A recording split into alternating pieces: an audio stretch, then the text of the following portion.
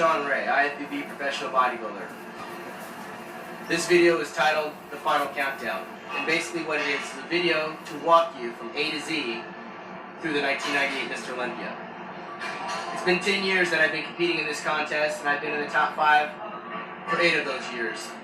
Last year I was 3rd, and this year I plan on winning the contest, but that's not what this video is about. This video is about training, nutrition, supplementation, competition, determination, willpower, motivation, and all of the other adjectives that come along with being a champion bodybuilder. Hopefully by the end of this video you will see that on any level of competition what it takes to become a champion. Hopefully what I'll convey to the viewer will be that if you put your mind, heart, and soul into something, win, lose, or draw, you'll get the satisfaction that you're looking for.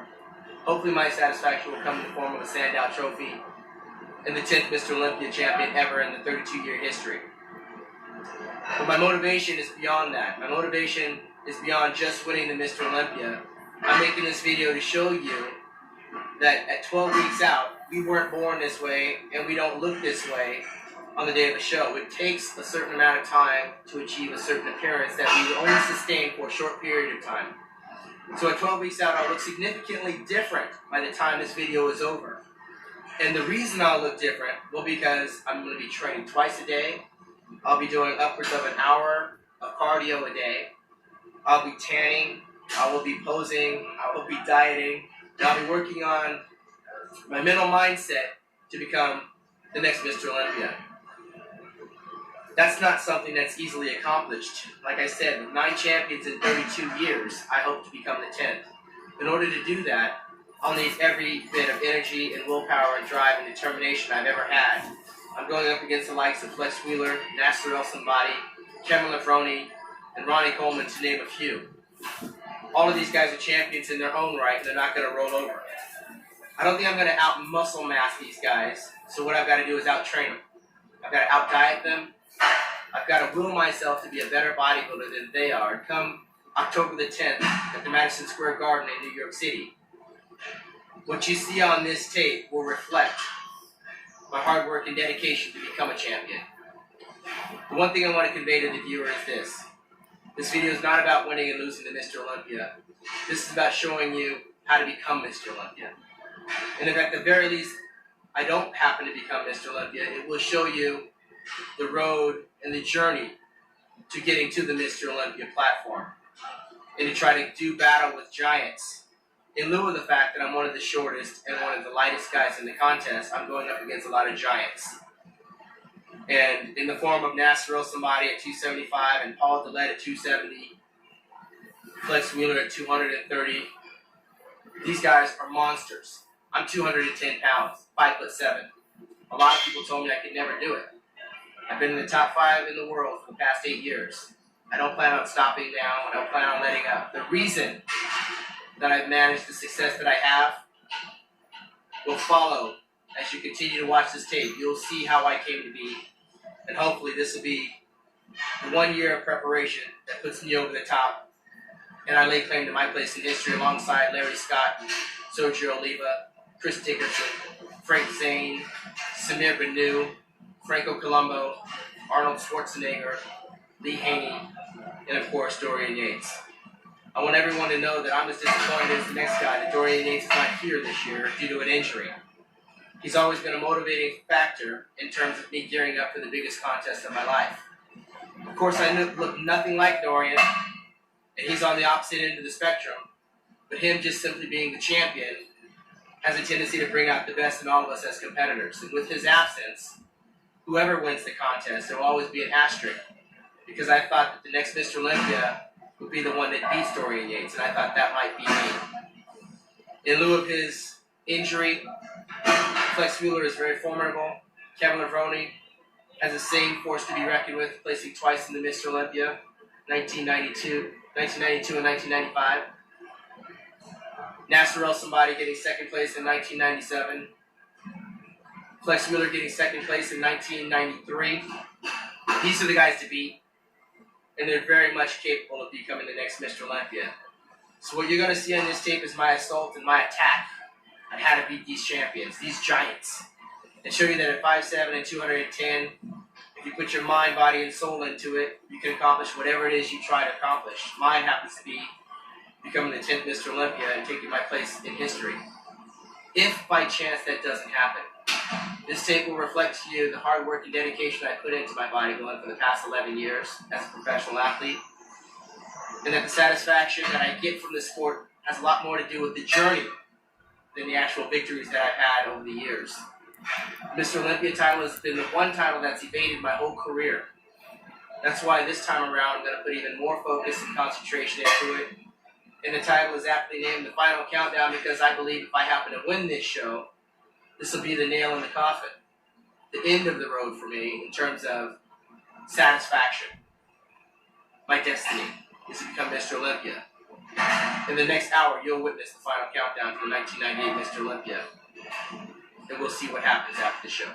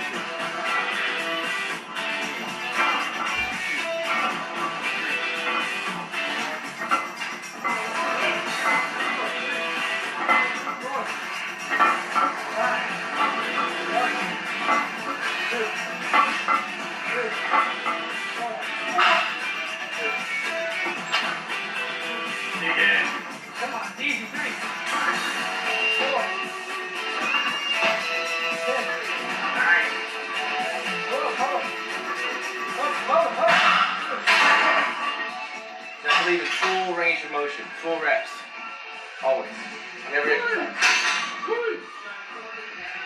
I gotta do this. It's called cheating too. This is called cheating, but we also call it force reps. It's the leader cheat principle, but I don't endorse it. You'll never see me doing it. Come on.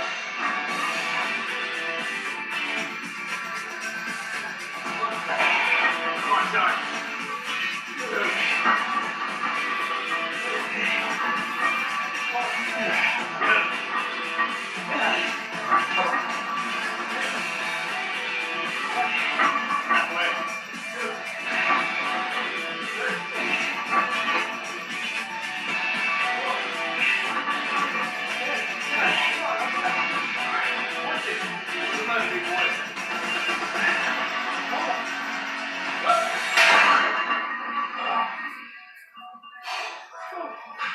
Usually when I'm training any muscle group, it doesn't matter which particular exercise, as long as it's a leg exercise. People want to know what the difference between squats, presses, extensions, and lunges.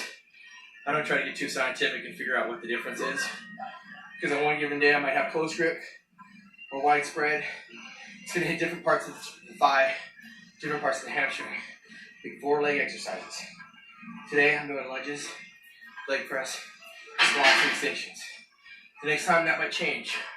Might do half squats, single leg press, single leg extensions, and different variations of leg equipment. We got body masters, flex equipment, Icarian, different types of equipment. So my suggestion is to pick 3 or 4 exercises per body part, work your legs, then pick 3 or 4 different ones on the next time.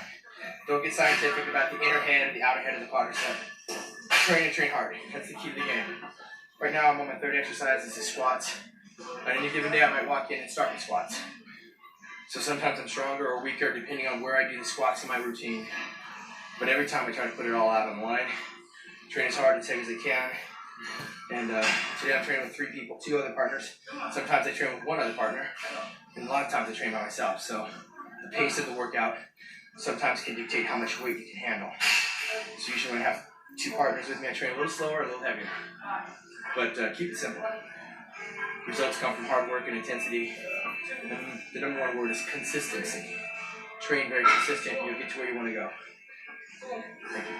7, 8, 9, 10, 1, 2, 3, 4, 5. I'll break this fucker.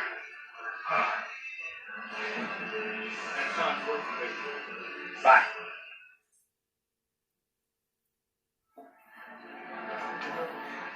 Okay, as you know, every bodybuilder needs this energy to train and train hard. We diet for about 12 weeks, and a few of the foods that we are going to be discussing are laid out here in front of me at one of my favorite restaurants, the Sizzler. This is where I have a tendency to come and eat right after I get done training, and I will describe each and every item in front of us and show you what you can eat rather than what you can't eat. Alright, this first item here is hibachi chicken, dry. We have 2 chicken breasts with a little taste of lemon to flavor and season. Give it a little bit of taste. We have our broccoli here, a form of complex carbohydrates with a dry baked potato. This, my friends, is teriyaki sauce. It's a no-no. Get rid of it. Don't even buy it. So what we have is protein and our complex carbohydrates. This is a typical lunch for me after I get done training, along with some iced tea and some equal to give it a little bit of flavor. Over here we have a salad. Now, I have a tendency to eat a lot of salads, and I bring my own protein. I usually eat 2 cans of tuna fish that are packed in water. That's low sodium.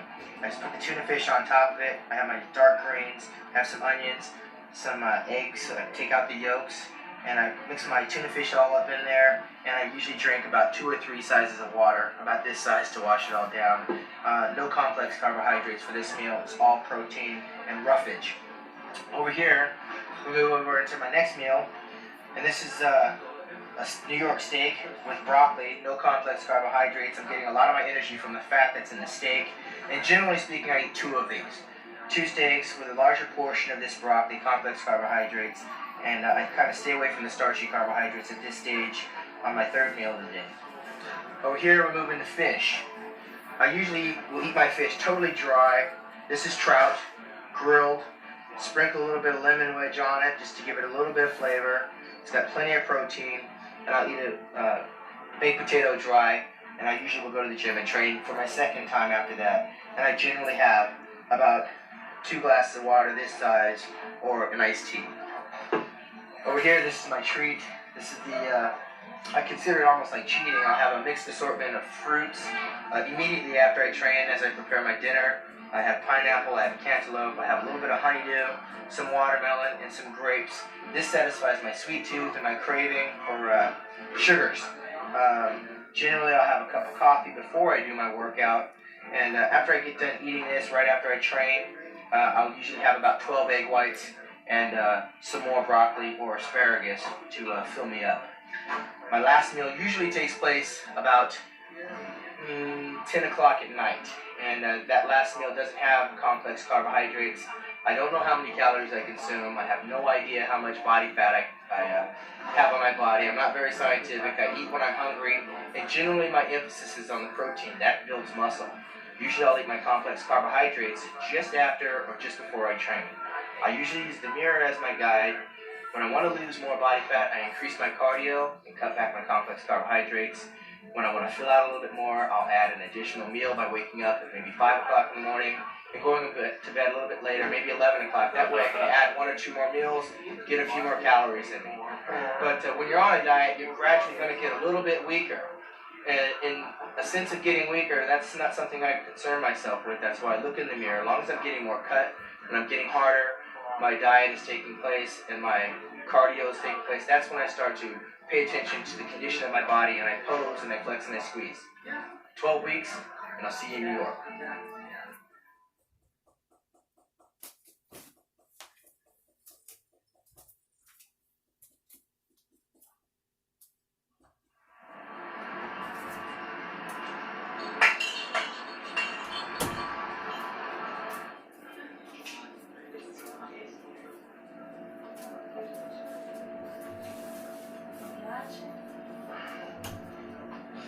Okay, this is where a lot of bodybuilders shop, Max Muscle. These clothes are especially fit for oversized bodybuilders. that have weird dimensions. So for the short guy that has broad shoulders, they make extra wide shirts. They have everything from short sleeve to tank top, baggy shorts for training in, because a lot of bodybuilders have pretty big legs. Of course, they got the spandex shorts as well, different varieties. Different companies make this stuff: Hot Skins, Ruthless, Perfetto. That was pre-judging. Then I wear blue at the night show. It's a fresh, clean pair. There's no oil stains. There's no pro tan on it. I know that the photograph is taken from the night show, so I can kind of see if I got tighter from pre-judging to night show, or if I smoothed out after what I ate after the pre-judging. So that's a little trick of the trade I use. And also, for photos' sake, it lasts a lot longer, because every year there's 2 different colors on stage. Lots of variety. I've worn red, I've worn green, I've worn orange in Helsinki, Finland, 1992. So I can almost remember what colors I wore and what year. This was purple I wore in 1991 in Orlando, Florida. The green I wore 1997 in Long Beach. So that's how I kind of keep a gauge of what I look like a certain year from prejudging to the night show. They also offer bodybuilding shoes for the bodybuilder and leg presses. The knee wraps are imperative if you're using heavy enough weight. I don't just wear these for looks. If I'm going to put knee wraps on my knees, I probably got a lot of weight on the bar. So you don't want to waste your time wrapping your knees up to look good. You want to use these for balance and stability when you're doing heavy legs. Okay, weightlifting belts. A lot of weightlifting belts and a lot of companies that make them. Different widths, different thicknesses, extra padding. You want to find a belt that's good for you. You don't want to get a belt that's too big and too bulky or too long, because as you diet down, these notches are going to get smaller and smaller, and it could get smaller and smaller week to week or month to month. So you don't want to have to be forced with making extra holes. So you want to make sure you buy a belt at the appropriate time in your diet and preparation. I wear a belt on every one of my workouts, whether I'm doing back, shoulders, chest, legs, or arms. I always wear a weightlifting belt. Of course, I wear my hat because it makes me stronger. I turn it around in the back. Okay.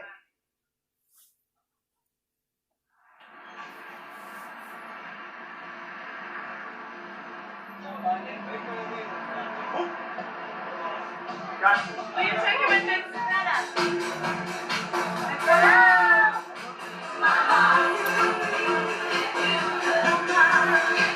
I said there's so many great people in the house that we want to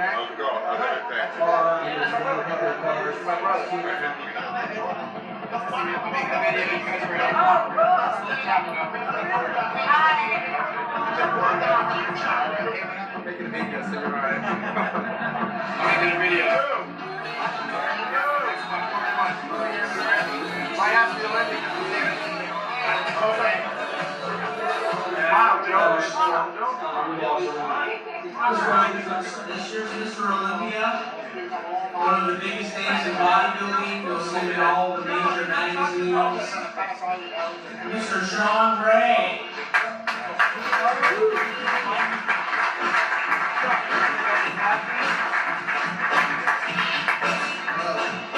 Eating on airplanes and not really being able to focus on preparing for the contest as I had as an amateur living at home. And from then on, I vowed that if I was ever going to do the Mr. Olympia, I wouldn't do it unless I was in my best shape. And for 8 straight years, I've been in the top 5 of the world.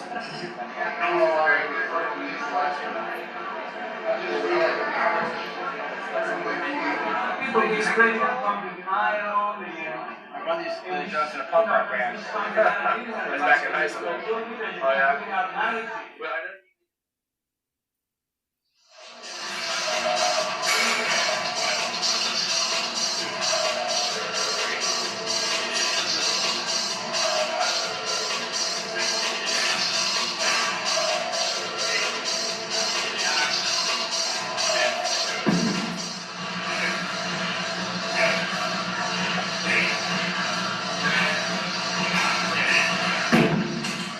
Whenever you train back, you have to stretch, squeeze. You got a great back, you got a great chest. So you have to train heavy, hard, full range of motion. Alright, last step. I normally don't train my shirt off, but this is for you. 6 weeks out. Just to see the muscles being worked. And I usually train in long sleeve, covered up things so I can sweat. It's pretty hot and humid here. It's about 98 degrees in California right now, so we're 6 weeks from the show. And I want to just so you can get a close-up view of how the muscles work and what the body looks like when I'm working it. And after today's back exercises, I'll put my shirt back on, stay covered up for another 4 weeks. And about 2 weeks out from the show, I'll take it off and see what kind of physical changes I've gone through based on the dieting and the cardio. But today I'll train without my shirt on for you. 5, and then you want to play. 5 good times, take off 2 plates, and I'll go big one. Of all the back exercises, this is definitely one of the hardest ones to do, most taxing on the body. When you get into doing drop sets, it's even worse. This ranks right up there with deadlifts.